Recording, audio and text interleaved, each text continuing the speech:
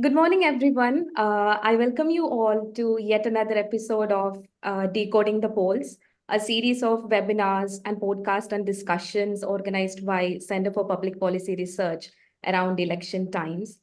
I am Sri Lakshmi and your host for the day. So, as the nation finds itself amidst the bustling chaos of campaigning and polling, we delve into the intricacies of this election saga with Dr. D Dhanuraj, Chairman, Center for Public Policy Research, and Dr. Sandeep Shastri, Director of Academics at NITTE Education Trust. Having served as the former Vice Chancellor of JAIN University, Bangalore, and the National Coordinator of Lokniti, Dr. Shastri brings a wealth of experience to our discussion. Widely respected for his insights into Indian politics, particularly in areas like election studies and federalism, he's a sought after commentator on political affairs. Join us as we navigate through the complexities of democracy in action and analyze the unfolding narratives of India's 2024 elections. Now, let me hand over the stage to Dr. Dhanuraj to take this conversation further. Thank you. Thank you, Sri Lakshmi, and good morning, Dr. Shastri. It's wonderful always talking to you about elections. I think we have been meeting every time when we have general elections. The last three general elections, we have this discussion around what is happening with the election campaign and also the main themes related to elections and also the winnability prospects of different parties in elections. So, Dr. Shastri, I know you told me that you are in Varanasi, so let's start with that. You know, when we look at any elections in the past, especially in the last 20 years, whether it was in 2004 or 2009 or 2014 or 19, there was a general narrative around elections. If it was Balakot, Pulwama attack in 2019, there was an anti-corruption crusade against the then serving government. That was 2014 elections that got Modi to Delhi. 2009, I believe that was a reiteration of some of the welfare schemes and policies introduced by UPA 1. And 2004, it was a discussion around India Shining campaign run by the then BJP government led by Atal Bihari Vajpayee. But this time around, many political observers say that we are missing that narrative in action. And since you are in the Prime Minister's constituency today, how do you look at it? Because we also see Prime Minister keep changing the narrative. He tried many themes in the last few weeks. And if it was last year, it was all about G20. In the beginning of this year, it was Ram Mandir. Later this year, approaching the elections, he in fact discussed about Vikasit Sankalp of Bharat 2047. But now, since the campaign started, looks like somewhere they lost the plot. What do you say? How do you look at it? Thank you, Dhanuraj, for having me on this very interesting dialogue. And thank you, Sri Lakshmi, for those kind words which you said in the beginning. You are very right that recent elections, right from 2004 onwards, have had an important theme which defined and decided the flow of that particular election. And you mentioned what those were. So are we having an election in 2024 without an overarching theme that connects and threads together the entire election in the country? I would say yes and no. Yes, because I believe there is no visible wave across the country. The little I have traveled across the country, there is no uniform visible wave in favor of any party or alliance or leader, if you see it across the country. Why do I say no? I think there are two narratives which are competing in this election. It's not that it is a issue-less election. There are issues. And for the BJP, they were very clear from the beginning that our narrative in this election is the leadership and persona of the Prime Minister. They made him the central piece of their campaign. I think all their candidates said that we are not contesting, but we are there on behalf of Mr. Modi to give him one more seat. And they talked about their government at the center and all that.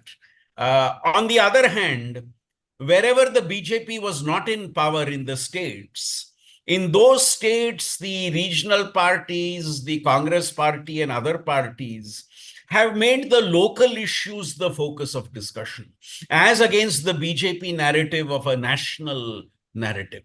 So you have two competing narratives. And as you rightly said, as we go from phase to phase of this election, the intensity and focus of the narrative on both sides seems to keep changing based upon how both sides in their strategies look at how this election is going.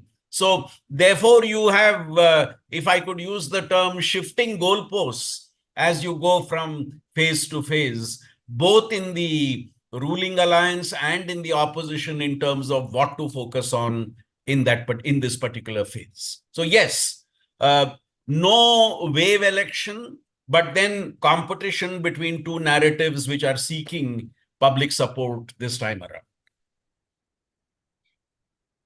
That's a wonderful beginning to this conversation, Dr. Shastri, to look into the details of the different thematic strategies that adopted by different parties.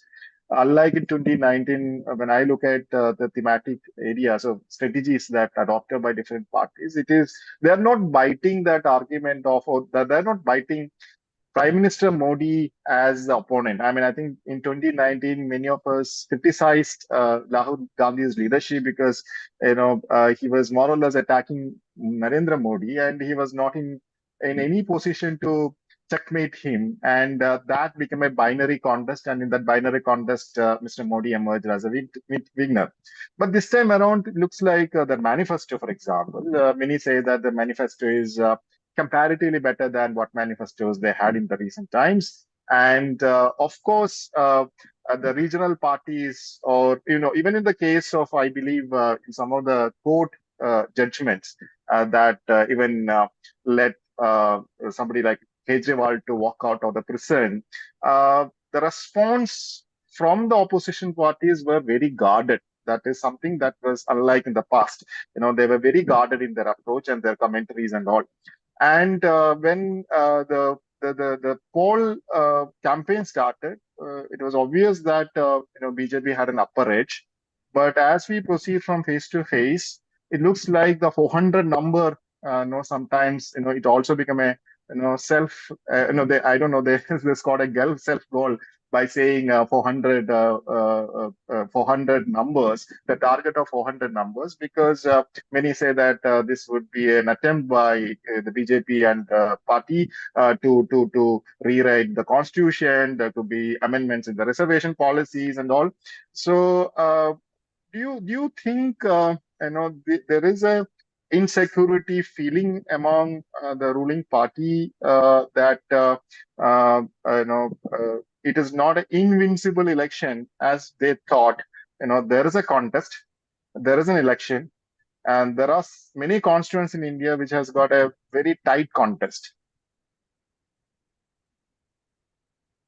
I would largely endorse the points you made.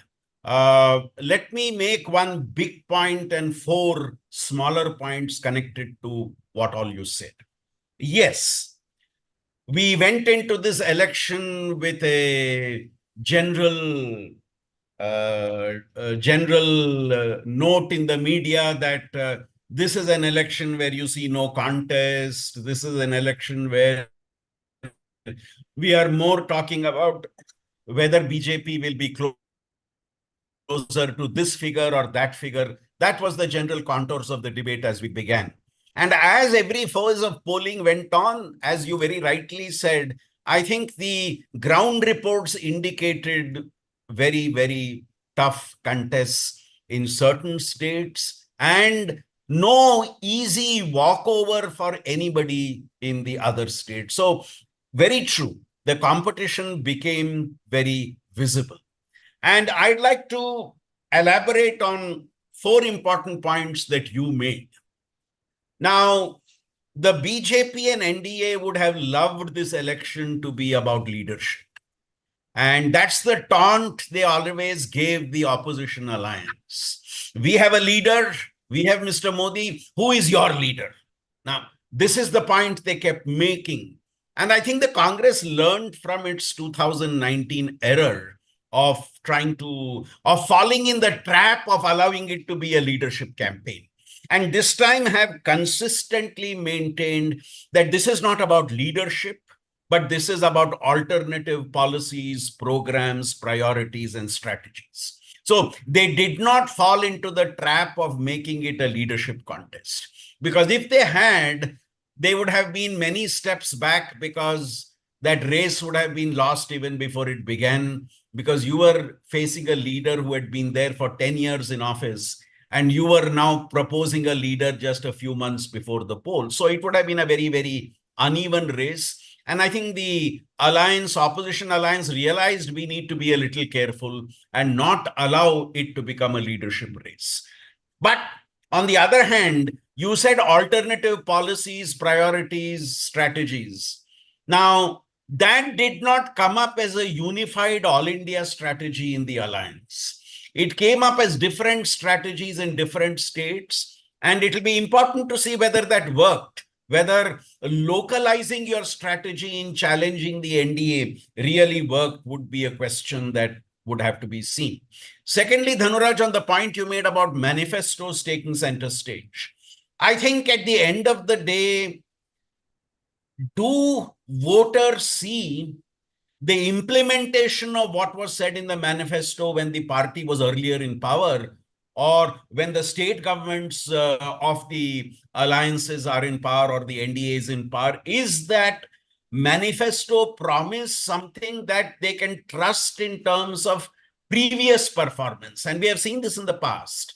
Voter does not go by promise, voter goes by performance. And therefore, that was, I think, factor number 2. Factor number 3, which I think we have not spoken about till now, this election and the run-up to the election has seen a strong political polarization. You are either here or you are there. There are very few people somewhere in the middle. The polarization is very strong. And Dhanuraj, why am I emphasizing that the polarization is very strong?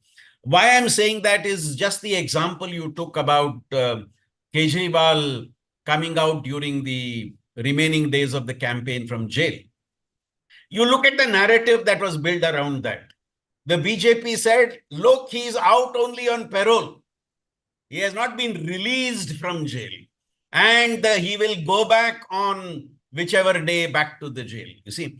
And the opposition, therefore, is very guarded in its response, because any expression of excitement about that could lead to a response from the BJP that you are talking about somebody who has come out on parole and all those issues. So for me, the sadder part of the debate in this country is, unlike you and me, who look at data and developments and then draw a conclusion, today, because of this polarization, people have a conclusion and then search for data to support that conclusion. I want to defend X. Now, what is the data for me to defend X? I want to challenge X. What is the data for me to challenge X? That, unfortunately, has become the approach. My last point, and I'll link one more point to this polarization. One interesting issue where you see this polarization is very clearly on the Ram Mandir. Especially if you look at the North, the Ram Mandir issue has polarized voters quite strongly. You don't see it that strongly in the southern part of India, but in the North, it is a key factor for polarization.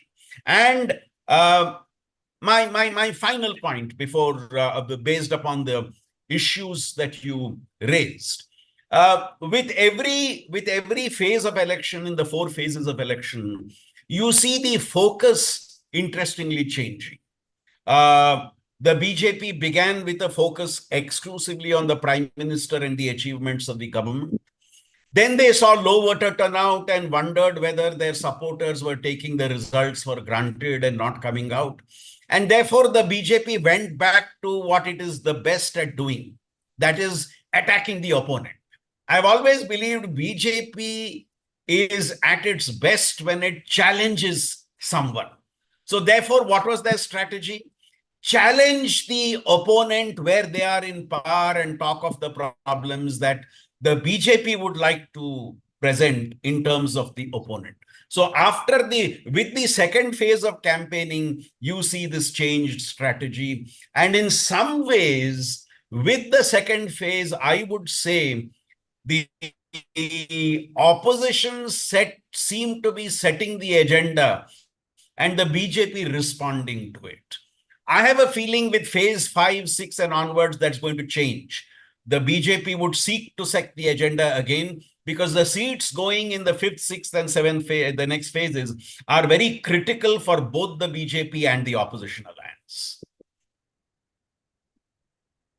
Okay, so in that case, when I say that the opposition is going to set the opposition set the agenda in the first 3 phases, or second or third or fourth phases.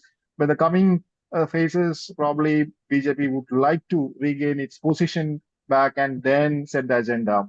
But do you think now the remaining seats, of course, some seats are in UP, some seats are in Bihar, and BJP finding themselves Bengal is an important Bengal also. So BJP is struggling to find a narrative still, or they would like to go for an all-out attack on opposition. The last phase, like a T20 match, in the final hours, they go for a all-out, hit all around the ground.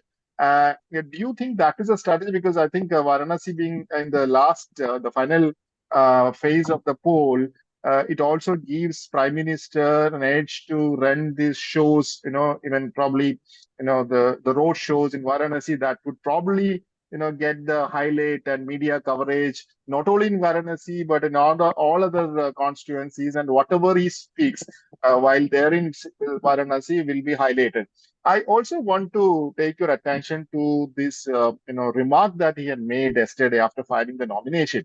He said, if I'm not for Hindu-Muslim polarization, if I do, I'm not good for public life. How do you read this, all of a sudden, that change in narrative again from Prime Minister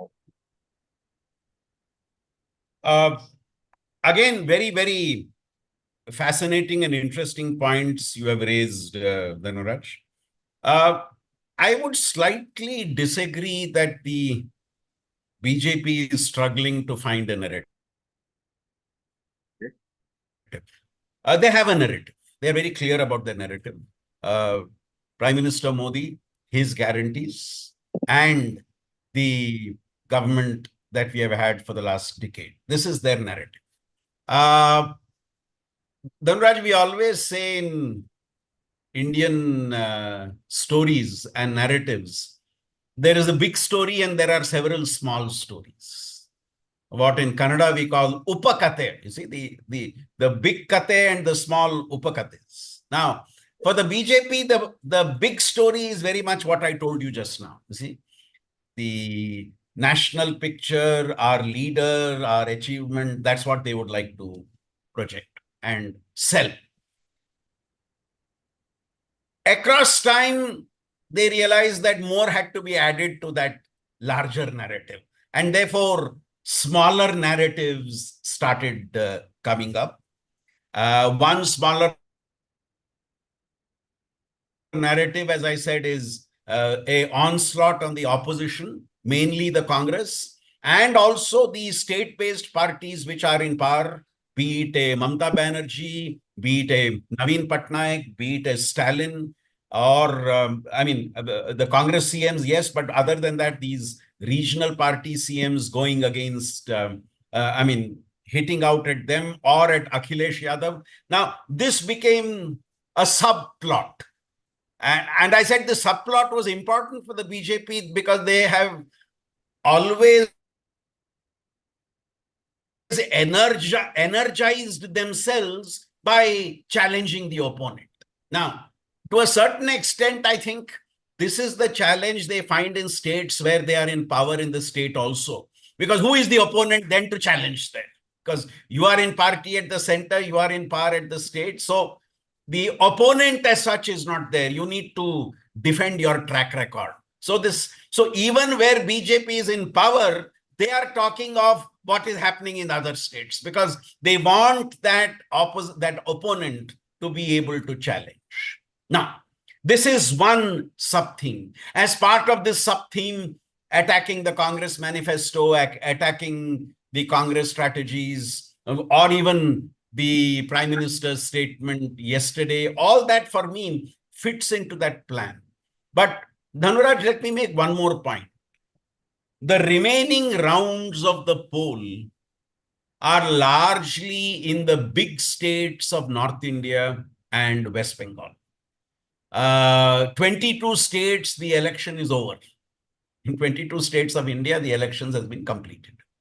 Now, I think the narrative, at least from the BJP point of view, is going to shift because the focus is clearly on these few big states where issues would be very different. I will not be surprised if the Hindutva agenda takes forefront. I will not be surprised if Ram Mandir is talked about much more.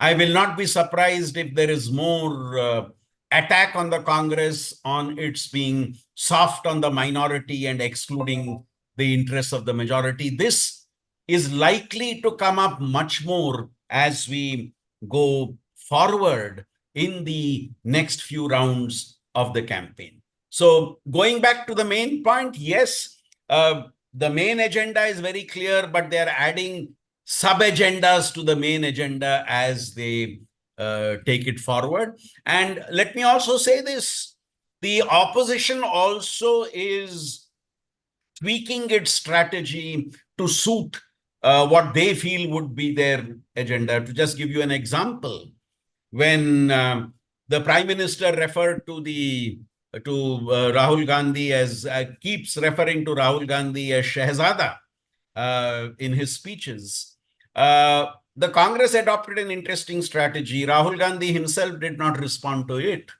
but his sister responded to it and said, Shehzada, yes, but then what about the Shahenshah who we are not talking about? You see, referring to Prime Minister Modi in that terminology. So I think there is this give and take which is happening on both sides, and both the groups are adjusting their strategy to the requirements as they see it of the situation and the voters that they are facing in a particular phase.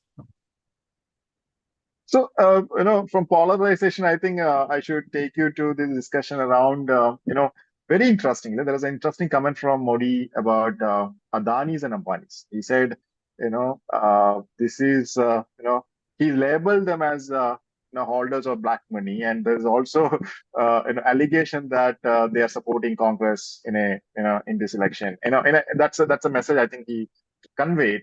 And it was so surprising. Somebody, all these years, Congress was attacking Modi or BJP, supporting all these industries groups. And now he, in the middle of election campaign, where he, by many observers, I think still he has an edge, or he will be coming back to power. But he evokes the name of Ambanis and Adanis. And how do you read that? Dhanuraj, if you look at the 2019 election also, or if you look at some of the state assembly elections also, as you got closer to the date and as you went into phases, the Prime Minister has taken on the opposition or has had a tussle with the opposition on certain issues. Now, talking about the truckloads and the Congress and the Adani and Ambanis now, I think it has two objectives. as I see it, as a strategy. It has two objectives. Number one, you are trying to fend off the belief that Adanis and Ambanis are wholly backing or only backing the BJP. You see, one of the charges that has often been made against the BJP leadership is that they are under the control of these two business houses. This has been often said by leaders of the opposition as part of their speeches. So one, to blunt that, you make this point, saying that you are now taking the battle of these two business houses to the opposition court. You are now labeling the opposition as being beneficiaries of the legress of these two business houses. So in a sense, it's like strategizing and saying, you are not right in saying that our government runs on the influence of these two houses. Now, as a counter strategy, I think this came up. And secondly, and equally importantly, you see, if you look at the Congress governments of Telangana and Karnataka, and also the Congress manifesto, they have been focusing on the guarantees. And remember, a lot of these guarantees have to do with the poor and the lower middle class. These are the segments to whom these guarantees largely appeal to. So the Congress has, through this, tried to create an image of being pro-poor in its stance. So to blunt that, you also say that the Congress has taken truckloads from the two business houses. To blunt that image which the opposition is trying to create about itself of being pro-poor. So I think these two, for me, are the reasons for taking up this strategy. How much does it work? I think we will get to know only on the 4th of June. But then this is typical strategizing which the BJP and its leadership does. We have seen it in the past, and we are seeing it again as we come to the real heat of this election, the critical states of this election. So, now we discuss polarization, prime minister's speeches, and also how opposition parties are guarded themselves to, not to get into that vicious cycle, not to get into the trap set by the ruling party. But at the same time, interestingly, this time we have two judges, former judges, and one senior journalist. In fact, invited the leaders to have a public debate, like in US presidential elections. And if I'm not wrong, in the past, let's say in 2014 or 2019, this was one demand mostly coming from BJP to have a debate with the opposition parties. But this time, interestingly, Rahul Gandhi says, I'm ready for the debate. Whereas BJP says, Rahul Gandhi is only a member of parliament. Who is he to have a discussion and debate with Prime Minister Modi? And we said in 2014 and 2019, India is seeing a presidential kind of campaign. And this time it is not like that. So in the middle of all these, interesting developments, this debate also got some center stage. I mean, some attention in the center stage debate. So how do you see, Rahul Gandhi agrees and Prime Minister Modi is not ready for that? Again, very, very interesting issue. You are right in saying that in the run-up to the 2014 election, there was a demand that there should be a debate between the BJP prime ministerial candidate, then Mr. Modi, and the incumbent Prime Minister, Dr. Manmohan Singh. That demand was made. And of course, nothing came out of that demand. And now you see the same demand coming up. We would have noticed in the last 10 years that as a policy and as a principle, the BJP leadership has not addressed live press conferences. They have been very selective in their interviews.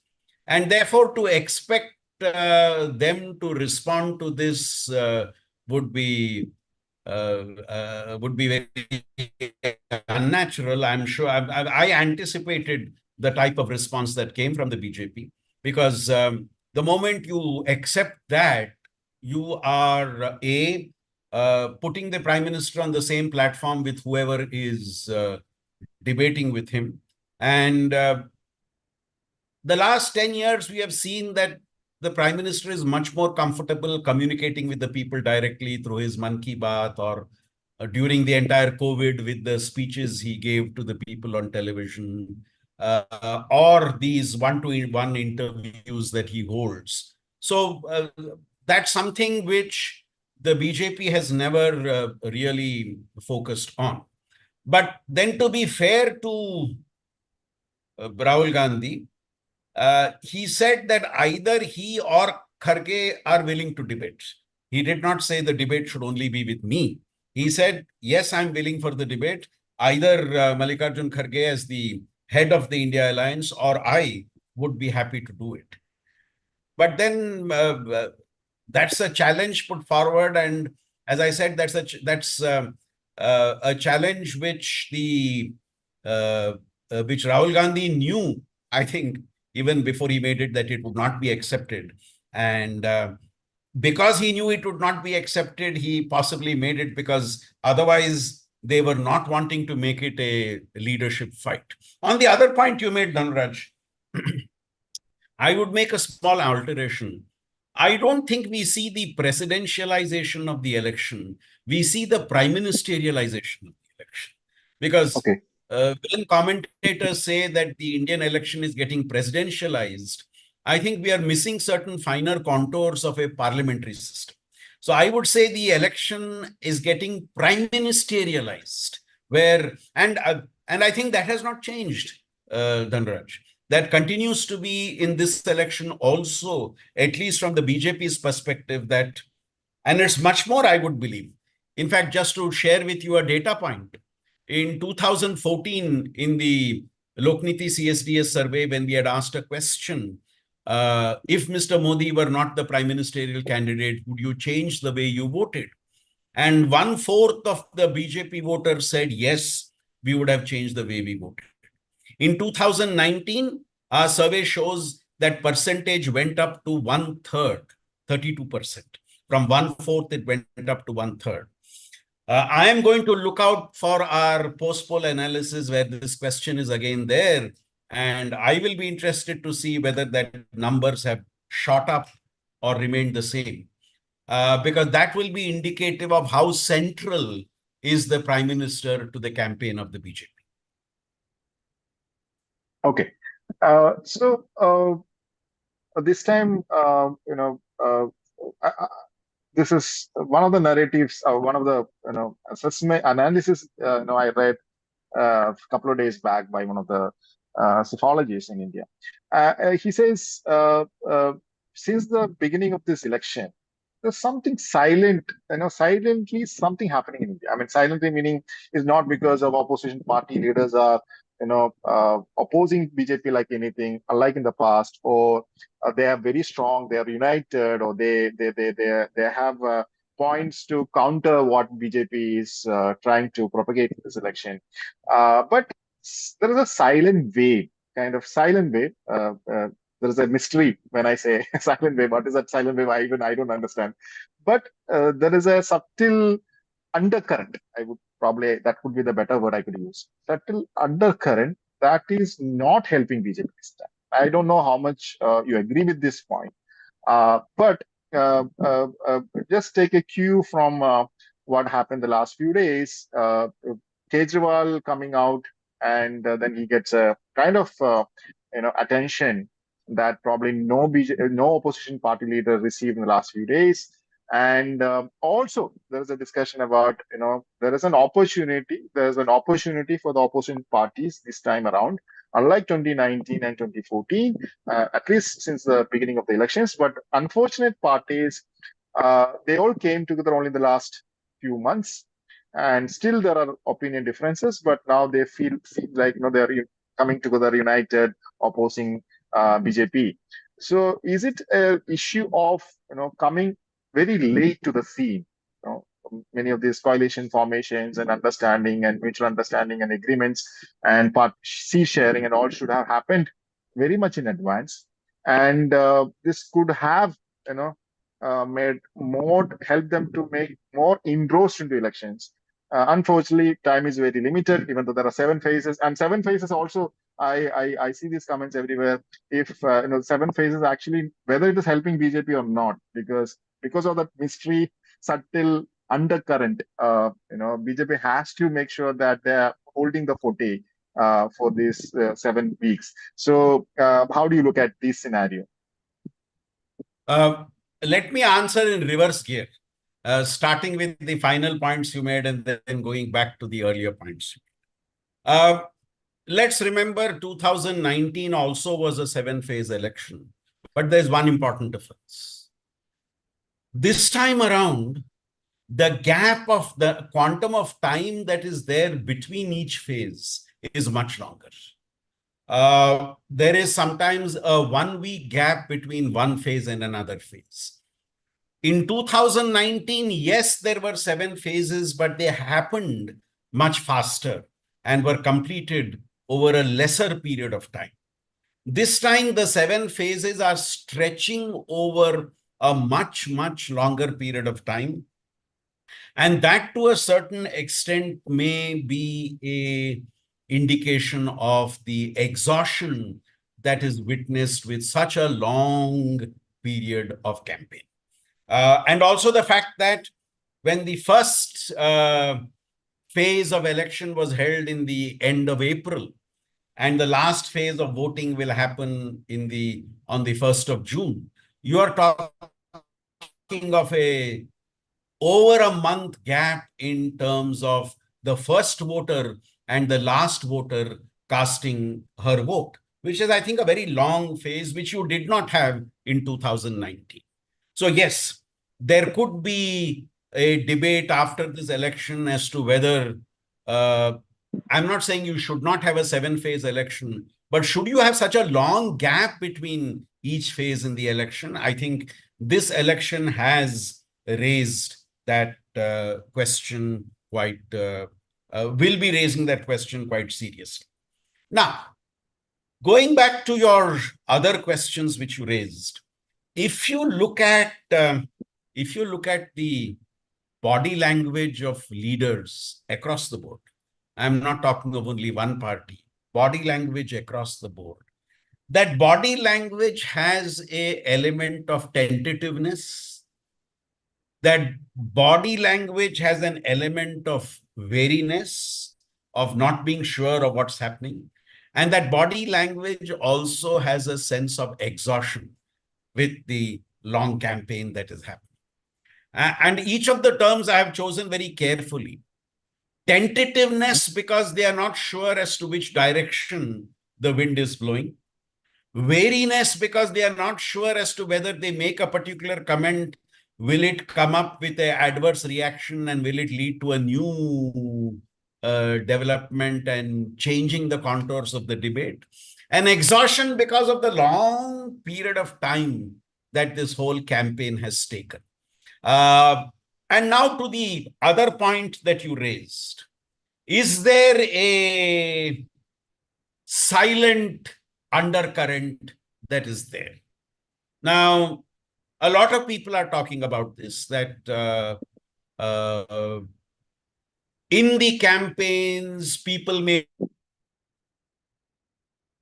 go, people may attend, people may be part of it, but that's more out of curiosity than out of actually wanting to vote for that party or leader. Now, this is something we will only be able to test on 4th of June. But I would concede the argument that the leader, that the voter is holding a lot close to their chest. And in the recent past, prior to this election, all the studies we have done in the last 1 year in Lokniti CSDS surveys have shown an increasing number of voters saying we decide on who to vote for towards the end of the campaign, a few days before elections. So that may be a explanator for this undercurrent. Dhanuraj, finally in 2014, when the debate on the elections was going on and the exit poll program was on, I remember the anchor asking all the participants a question: who do you think is the hero of the 2014 election? And it went around. And I had just 20 seconds to think to answer the question, because the anchor came to me first. And I gave an answer which was a spontaneous answer. I said, the voter of India is the hero of this election. And I would repeat the same point for 2024 also. I think parties and leaders are realizing the voter of India, he is a very sophisticated voter who understands their priorities, who understands their needs, and votes. When they press that EVM button, they are actually very sure of what they want. And that is what is creating a sense of caution, a sense of tentativeness, I would say, in parties and their leaders. Of course. So definitely, I think water is the player of the match, I would say. Whatever be the outcome, water is the player of the match. Do you think, we've been, many of us are discussing, there are states which are called battle of battles, Maharashtra, Karnataka, Bihar, then Bengal. Uh, uh, I'm not, asking it looks very cliche question now in many of the conversations. But do you think BJP's weak link is their, partners in some of these states now? I mean, it is actually adding a lot of pressure because Modi himself, what I understand is Maharashtra, the state of Maharashtra had 8 or 9 campaigns in 2019. This time around, Modi has already scheduled 16 or 17 campaigns. I don't know how many more he is going to have there. That means that for the partners also, for the alliance partners also, he has to go and get votes. Is it too much of, too much? This is how the election is now, projected. Like we are, irrespective of the coalitions and local partners we have, we are seeking votes for Modi. And in fact, in Bihar, I was talking to somebody other day, and he said JDU candidates, if they had contested in Lotus Simple, they would have got votes. But I'm not sure this time around many of the constituencies they're contesting. Again, Dhanuraj, I'll start with your last question and then go backwards. I think there is no question of doubt that while the number of parties in NDA may have gone up, the centrality of the BJP in the NDA is very, very visible. And I'll just take one example for that. If you look at the previous Lok Sabha, 50 of the NDA MPs were non-BJP MPs. 50. This time around, even before the results, the NDA is conceding that the non-BJP NDA will not be more than 30. Because their own logic was 370 and 400. So you are talking of the non-BJP NDA being much smaller than what it was, and therefore centrality of the BJP as part of the NDA, which is also a reflection of the dependence of the non-BJP NDA parties on the BJP leadership for the campaign. That I think is very, very obvious. Now to come to your first question. If I were to identify certain states which will define and decide which direction this election will go and the intensity of victory that any group or alliance will have, I would say there are 5 states of India which will be watched closely for the 224 verdict. Which are these 5 states for me? And I'm not putting it in any necessarily importance order. State number 1 for me is Uttar Pradesh, largely because there are so many seats there, 80 seats there. The NDA today has 64 of those seats, 62 plus 2, 62 for the BJP and 2 for its partners. And the BJP is looking at the other 18 seats now, which are there, and hoping, you see, like, because you are from Kerala, you'll understand this. In trying to focus on the 18 and score 18 goals, you should not ignore the fact that the 62 with you does not disappear a little here and there. So protecting what you have and trying to expand. How much the BJP succeeds in this, or how much does the alliance stop that, I think is critical. And this is one state where there is a tough fight. State number 2, Maharashtra. Only 2 parties know where they stand. One is the Congress, one is the BJP. All the other 4 major parties are untested electorally. NCP, Sharad Pawar and Ajit, or the Shiv Sena Shinde or Uddhav Shiv Sena. This election is going to test them. And we have no history for that test. Who is the real legitimate Shiv Sena? Who is the real legitimate NCP is on test. And that is what is critical for the Maharashtra Assembly elections end of the year. That's why the BJP strategy was to contest more seats, because they felt we can manage better if we are contesting, because we are not sure about how our allies are doing. And there is a belief that the allies are not doing very well. Uddhav Thackeray has the sympathy factor in his favor. Sharad Pawar being the patriarch of the party and in the sunset of his career, there is unhappiness that he was let down by his nephew. So there is this view that there is a churning happening in Maharashtra. But will the NDA allies of the BJP, who do not seem to be doing well, only themselves not do well, or will they pull the BJP down along with them, is the question a lot of people are asking. And this will decide again the nature of the result you will have nationally. State number 3, I think, is Bihar. Prime Minister also said this time 2 days ago that we will win 40 of the 40. Last time they won 39. Again, ground reports and what you also said, ground reports suggest that the BJP may be on a reasonably good wicket, but its partner is not on a good wicket. The JDU, because of its flip-flops, does not seem to be really on a strong wicket, and its leader's body language shows that. He was generally seen as a very confident person when he spoke, but there have been a lot of gaffes he has made during this campaign. And the RJD seems to be pulling up in Bihar.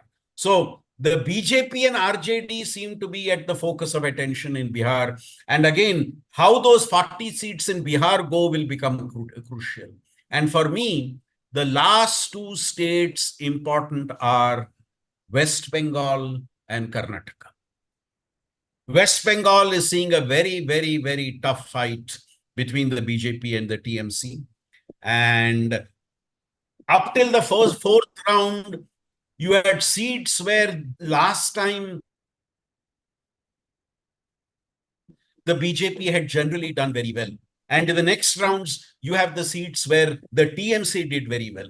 And you will see a difference in the campaign focus of both the parties in what you saw till now and what you saw going forward. Now, will the BJP able to retain and even go forward will decide how the numbers stack up in the Lok Sabha. And finally, Karnataka. Last time, the BJP won 25 seats in Karnataka out of 28. This time, they are contesting only 25 seats because they have given 3 to their ally party. And there is generally a feeling that in Karnataka, the party has faced a lot of internal challenges.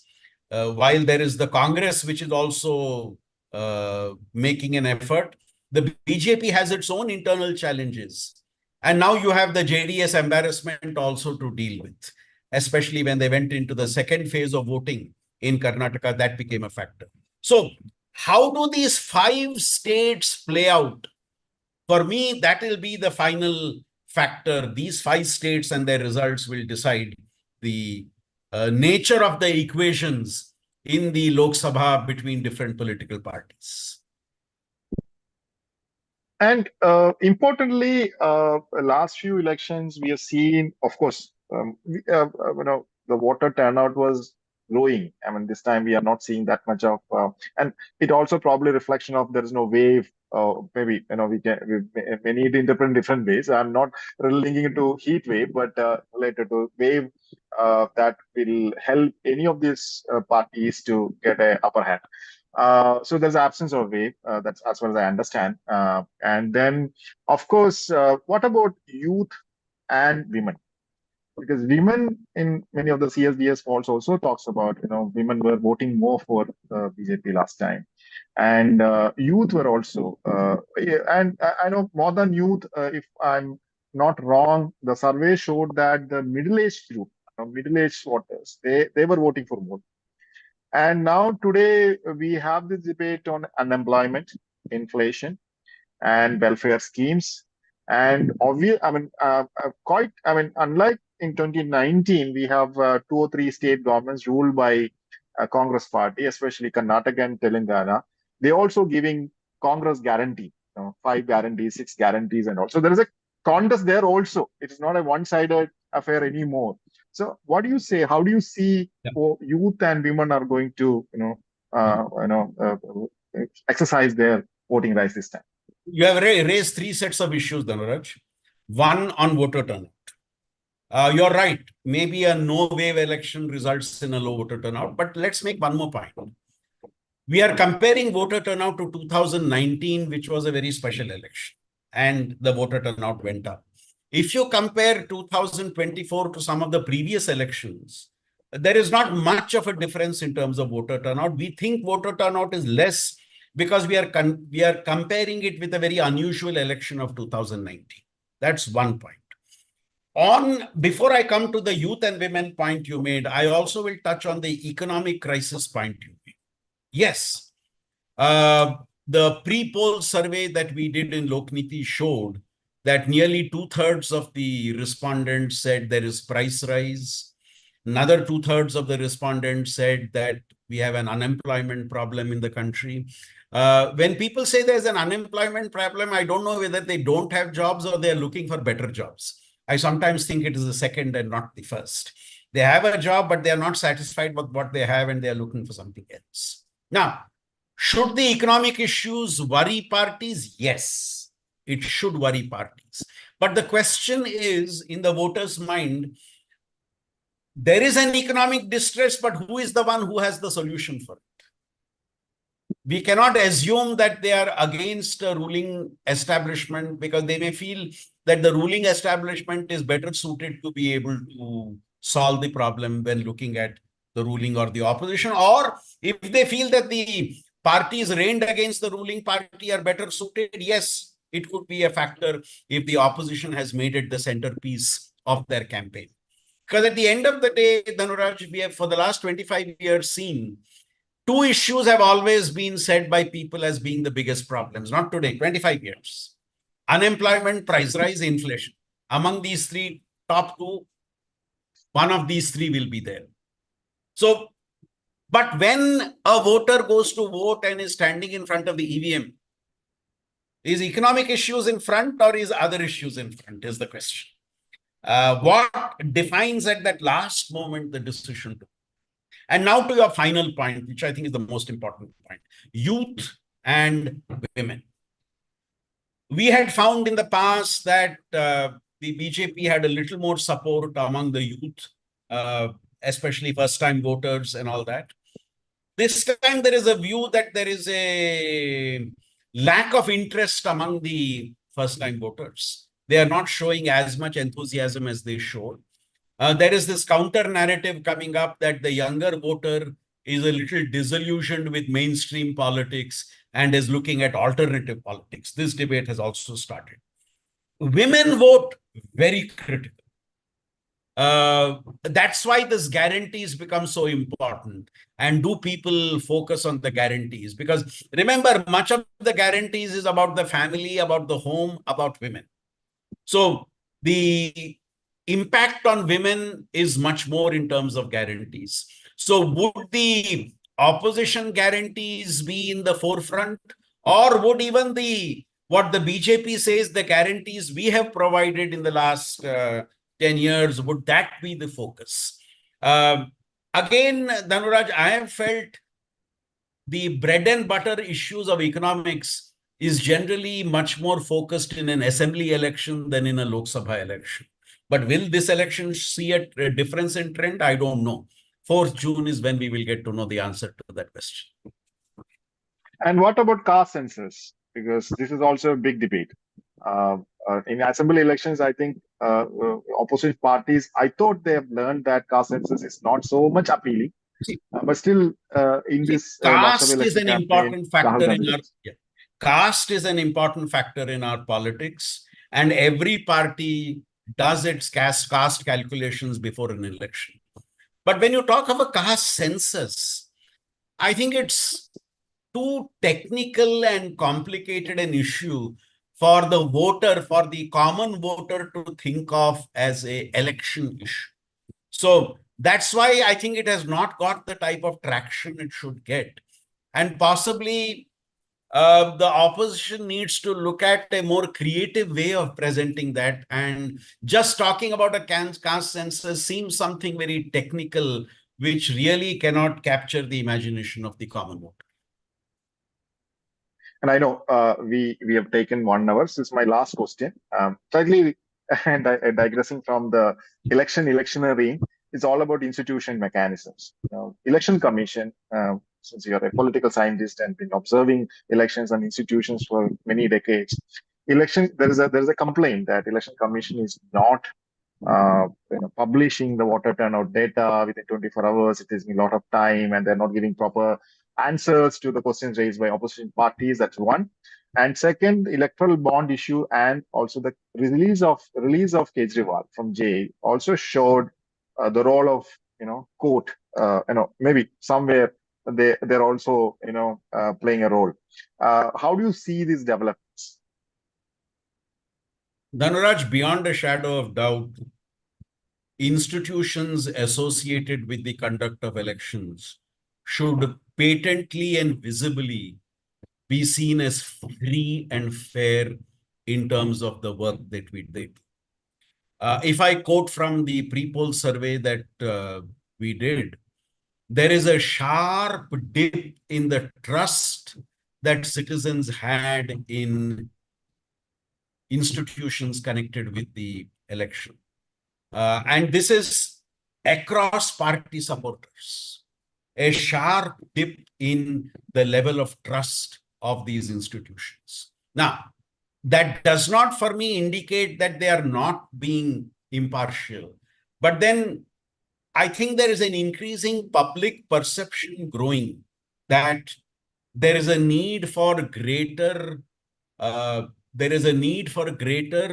demonstration of this transparency. There is need for greater expression of that transparency. And I hope as we move forward, that is something that would happen. Electoral bonds, I think, did not become an issue as it should have become in this election. I think neither the BJP nor the opposition parties made it the centerpiece of their campaign, because both would have had a lot to conceal rather than reveal when talking about it. So therefore, I think both preferred to keep it on the back burner and not part of the debate. Now, on the third point you made, the courts, I think the courts have been reasonably assertive, but what's happening is the polarization I talked about, which you are seeing in society, and Kejriwal's release is too strong a word. Kejriwal is being allowed to come out of jail. You see how the people who are backing the government and those opposed to the government, how they have taken diametrically opposite stands in terms of the court. There have been very subtle hints by those opposing Kejriwal.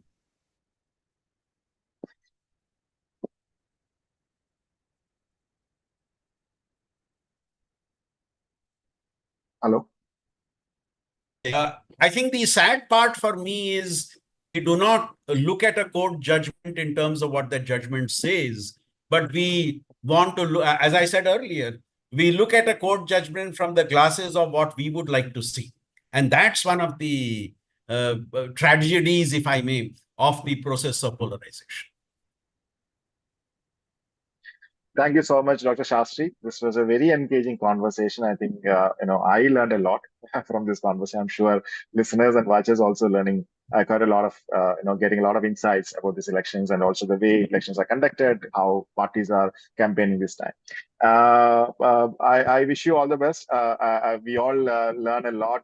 We keep listening to you whenever you're on television and writing articles. So I am so happy that you found some time for us in the midst of lots of engagements that you have. Thank you so much, and looking forward to have more conversation like this in future also. Thank you. It's a pleasure talking to you. I was keeping my fingers crossed that my flight is not late and I can do the interview. And Sure. luckily it all worked out well. Yeah, sure. Thank you. Over to you, Silakshmi. Thank you. Thank you, sir. Thank you for this insightful discussion. So don't forget to like, share, and subscribe to our YouTube channel to stay updated on discussions like these. So for further analysis and comprehensive coverage of elections, kindly visit CPPR's website for further debates and discussions. So your engagement is crucial in shaping the future of Indian democracy. Thank you for tuning in. Until next time, stay engaged and stay informed.